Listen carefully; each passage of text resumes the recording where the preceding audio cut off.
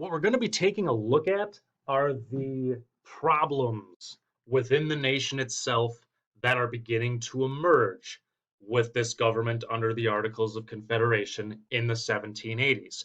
We've previously looked at the articles themselves, so the actual structure of the government. What we're going to do is kind of look at how it's affecting the nation as a whole. Now, 1787. This is kind of the eve of getting ready to change the government, write a new constitution. This is what the United States of America looked like. So, settled areas versus frontier areas. We have the original colonies all on the eastern seaboard. Now, clearly, there are some, like New York, Pennsylvania, Virginia, they have lands that are extending into these frontier areas. But most people are concentrated on the Atlantic coast. We have some military forts that are in the frontier. At this time, the land we call Maine is actually part of Massachusetts.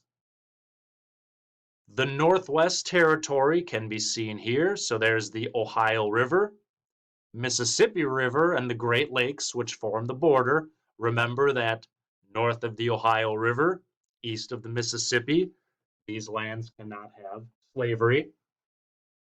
We're dealing with Florida to the south, owned by Spain, and Louisiana, which is Spanish-controlled to the west. Now, throughout our time frame, this is all Spanish land. Towards the end, the western portion is going to change, and eventually we'll see that this southern portion is going to change hands. But overall, this is what we're taking a look at. So as the 1780s progress, it's going to be clear that something needs to be done. Something needs to be done to alter the course of the nation. Spring 1786. A convention was called in Annapolis, Maryland. All right, the Annapolis Convention. There's 13 states. Only 5 states sent anybody. All right, the purpose was going to be to discuss the current state of affairs, discuss the government under the articles, see if changes should be made, but only 5 states sent anybody. Now, 2 individuals who did attend were James Madison and Alexander Hamilton. All in attendance agreed that they needed to convene in Philadelphia the following spring. So this convention didn't work, but we need to go to Philadelphia to hammer this out. Now, the quote here comes from Rufus King of Massachusetts. If we go to Philadelphia, for God's sake, be careful who are the men. He knew full well that men like Hamilton weren't just talking about changing or tweaking the existing government. He knew that they wanted to start new and fresh, create something totally different. So that made him a little bit leery. Now, the convention was already called when Shays' Rebellion occurred. All right, Shays' Rebellion is often viewed of as, the straw that broke the camel's back, the last event that convinced America that we needed to change. Maybe, yes, might be a grain of truth to that, but we do know that plans for the Philadelphia Convention were already kind of set in stone. Now, the backdrop of this, we can see 1,200 farmers. This is in Massachusetts. 1,200 farmers who also were veterans of the war were in danger of losing their farms, losing their homes. There were many states that had passed what we call debtor laws that are designed to protect farmers who were behind on their payments. There were many states who passed these laws because they understood Why are these people behind on their payments? Because they gave up years of their life fighting England. So let's help them out. Didn't happen in Massachusetts. Now, Massachusetts actually raised property taxes to help pay off wartime debt, and many veterans are going to lose their land in foreclosure. Fall of 1786. Daniel Shays takes the lead. That's why it's called Shays' Rebellion. He becomes the leader of this whole thing. Now, the rebels are going to march on rural courthouses to halt foreclosures. Eventually, their goal is to go to Springfield to seize the arsenal. Arsenal, meaning where the weapons are kept. So all of a sudden, this protest over taxes, this unfair taxation protest, might be turning violent. And Henry Knox, general during the Revolution, is actually sent to help set up defenses. Now, the next January, we're talking January 1787, General Benjamin Lincoln marches in with 4,000 troops and ends the rebellion. And the Massachusetts militia the previous day had actually fired into the crowd, killing several men. Now, Henry Knox, James Madison, and local newspapers are going to kind of overstate the threat. That's what we mean by papers in Madison make a big deal out of it. Yeah, they might have overstated the true threat, but it does seem to symbolize the need to alter the Articles of Confederation. So the plans are set in motion. Now, in Philadelphia, what we know about Philadelphia is that the plan was simply to revise the Articles, make a few changes. Some of the more famous individuals from the war weren't there.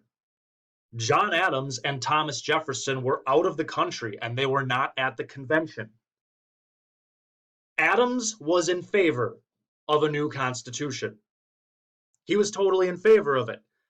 Jefferson, while we've seen he favored a stronger national government, he was a bit more hesitant to completely scrap the old system.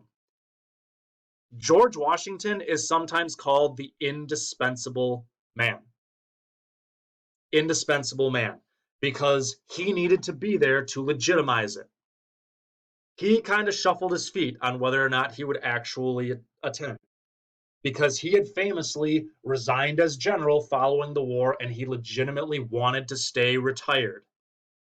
However, he is convinced that he needs to attend because he believes that we completely need to reform the Articles. Now, there are 55 delegates from 12 states. Rhode Island stays true to their renegade nature. They refuse to send any delegates. So no one from Rhode Island is represented. And we know that Adams and Jefferson weren't there because they were out of the country, but other influential men of the Revolution, Samuel Adams, Patrick Henry, those two individuals refused to attend. There were even some that attended, but they supported states' rights to the point where they refused to sign the final document. You know, Patrick Henry, the man who during the war said, "Give me liberty or give me death," he not only refuses to attend, he makes the statement, "I smell a rat. I smell a rat." This ultimately means that of the men who eventually show up, a majority of them feel like there needs to be a stronger national government. So it certainly influences the final document. Now, James Madison of Virginia he's a real interesting character. He's one of the first to show up in Philadelphia. And he, frankly, is the most prepared. He'd done his homework. And the thing to know about Madison is when it comes to whoever the smartest man in the room is, if Madison was in that room, chances are it was him. He was known for his intellect.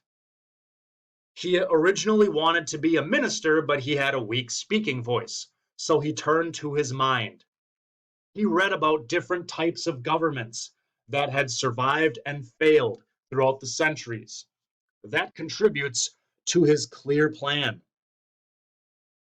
Now, his plan is for a bicameral legislature, meaning he wants two chambers of Congress, and he wants an executive branch. We don't have that with the Articles, but he wants an executive branch to control foreign policy. And this was because John Jay had tried to negotiate a treaty with Spain regarding the Mississippi River, but he didn't have federal support, so he failed. He's going to believe that a large federal government will work in an area as large as the United States because there are so many competing interests, there are so many different ideas that they're going to consistently check each other. They're going to balance each other out, and no area is going to dominate. Now, he takes very careful notes, extremely careful notes. And because of his notes and his daily journal, he's often referred to as the father of the Constitution. Because these proceedings, one thing that was agreed upon almost immediately was the debates needed to be kept private. By keeping the debates private and in secret, the delegates felt that they could freely express their opinion. They could express their thoughts. They could debate without outside influence. Thomas Jefferson, he's abroad. He's aghast at this. He can't believe that it's secret. He thought it should have been made public. But realistically, if the debate were made public on a daily basis, it certainly would have left us with something different than what we got. Now, interestingly, even though he took careful notes, they were kept secret. He didn't have them published until he sold them to Congress near the end of his life, because he wanted to make sure that his wife would be left with some type of income.